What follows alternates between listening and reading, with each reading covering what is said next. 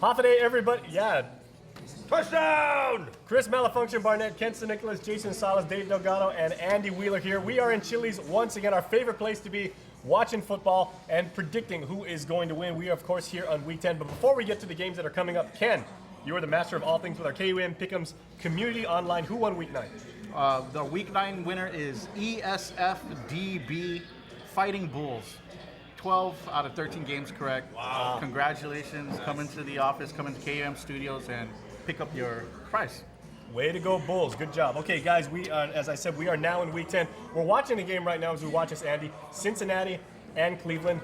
The battle for Ohio. Cleveland is no longer the mistake by the lake. They are playing great football. Yeah, they're playing it, man. Hoyer's having a good game, good season. The receivers are stepping up. And Cincy's just falling apart. They're just playing flat. I mean, beginning of the season, they looked like one of the best teams in the league, but now they've just really taken a dive. And I don't know. I don't think they're going to win the division at all. All right. Well, Chris, of course, you know, you were calling Bobby Hoyer, Eric Hoyer early in the season. Has he played well enough now for you to get his first name correct? Jason, it's Brian Hoyer. All right. Right, yeah. And I picked the Browns to win this game because the Bengals, they can't shine in prime time. I mean, they just suck at big-time games. And the Browns, man, they're a team that's surging. And I think they've gotten over some of that early season trouble, and they're looking good. All right, Dave, what do you see from this game? Well, there's no running game by the Bengals, and Andy Dalton's getting sacked left and right. No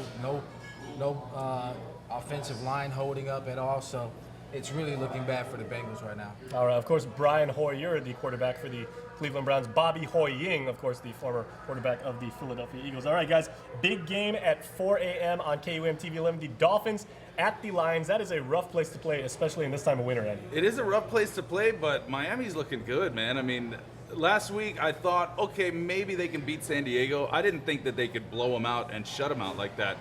So Miami's really clicking all cylinders. And Detroit, they're a little questionable, but I think having Megatron back, and I think Reggie Bush is back too. So it's going to be a good matchup, that's for sure. All right, there's a good point, Ken. What did our online users say as far as their votes? Because Megatron is coming back. He's a fan favorite.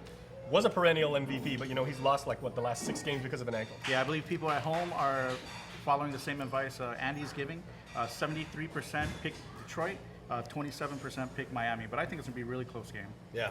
You know, within 3 points. Detroit and Miami have both won their last 3 games, too.